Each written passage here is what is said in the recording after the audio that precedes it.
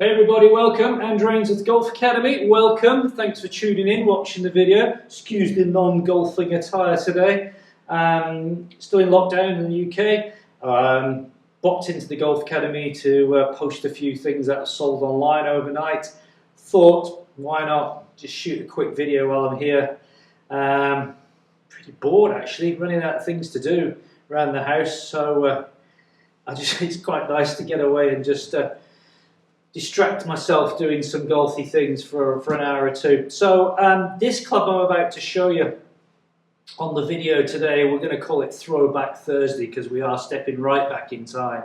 Has featured in a video once before, a couple of years ago. So for those of you who watch my videos, you might think, oh, he's done this before, but I didn't really do it in much detail. So the club I want to take you back and talk about today is this. Take a look at the video here.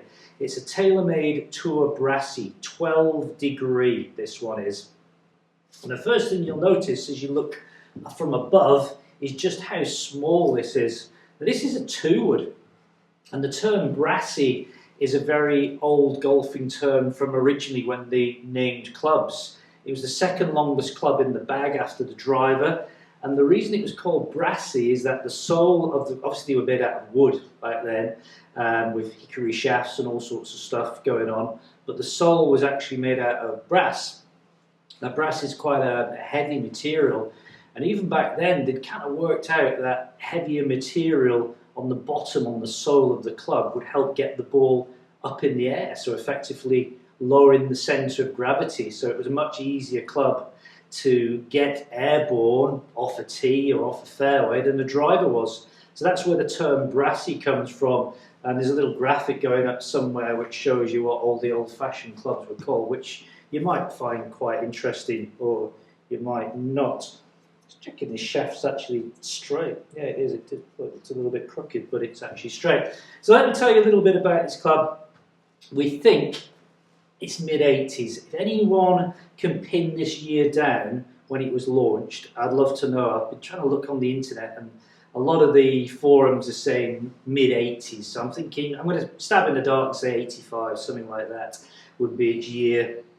Love to know how much these things cost back in the day when people were buying them in pounds or dollars.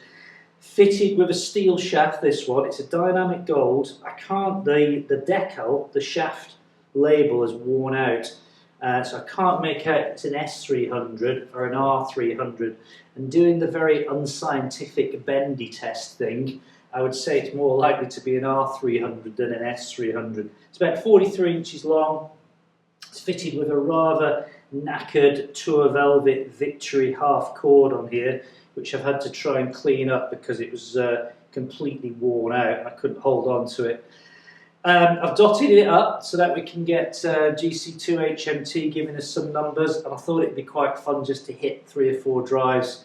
I thought where better to take it to the home of golf. Took it to the old course at St Andrews, and I'm on the 18th hole, which measures 365 yards. I've got the ground set to firm, so the ball is running. There's the old Swilkin Bridge over there in the right-hand corner. So yeah, let's go up to Scotland and hit a few shots with this old timer. Let's go. Okay, time to hit a few with this old fella. Look at the size of the head in comparison to a golf ball. There's the head. Okay, look at the size of it compared to the golf ball. These need to be hit right at the middle, or else they ain't going anywhere. And I can tell you, I've had a few warm-up practice shots, and well, let's hit a couple and see what we can do for you. That was right at the bottom of the club. It actually got remarkably straight down the target, running over the road there. What's the name of Granny Clark's Wind, I think it's called, that road. Correct me if I'm wrong. So arrow straight. Not a particularly high launch angle at 7.3. Did strike it at the middle. So 199 carry on that one from 98 miles an hour of club speed, 134 ball speed, running to 245. Now remember, I had the fairway set to kind of like rock hard linked conditions. so the ball will run when that hits the deck. See if I can get any more height on it.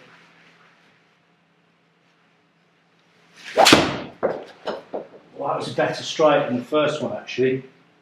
Squeezed a bit more yardage out of that one on the carry anyway. Look at this monster go. Only gone 254, 207 carry. Amazing. Let's have a quick peek at the numbers on this one.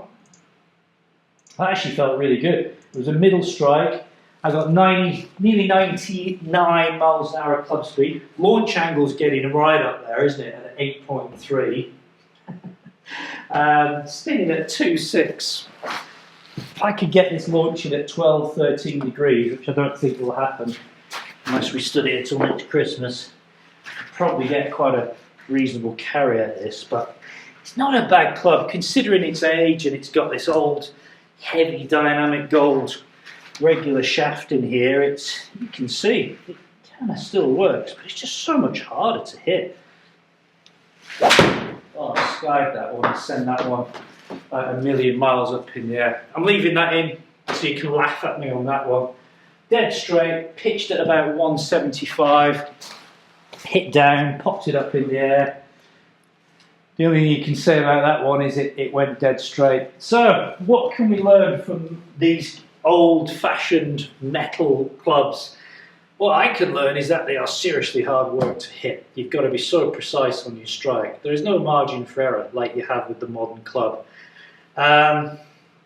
Steel shafts, which we don't use now in sort of woods and stuff. So, you know, there's been some massive changes, the size, the profile, the sweet spots, the centre of gravity. But, you know, these were really the forerunners of metal clubs, the Taylor Made Tour Brassies and the Pittsburgh Persimmons, as they call them. They were the first manufacturers to really get into metal woods in a big way. So there we go. It was Throwback Thursday. It was a bit of fun. Hope you enjoyed the video. I'll be back sometime soon with maybe something a bit more serious to talk about. If you're new to the channel, click on the subscribe button down below, which would be great. And that's it. I'll be back. See you soon.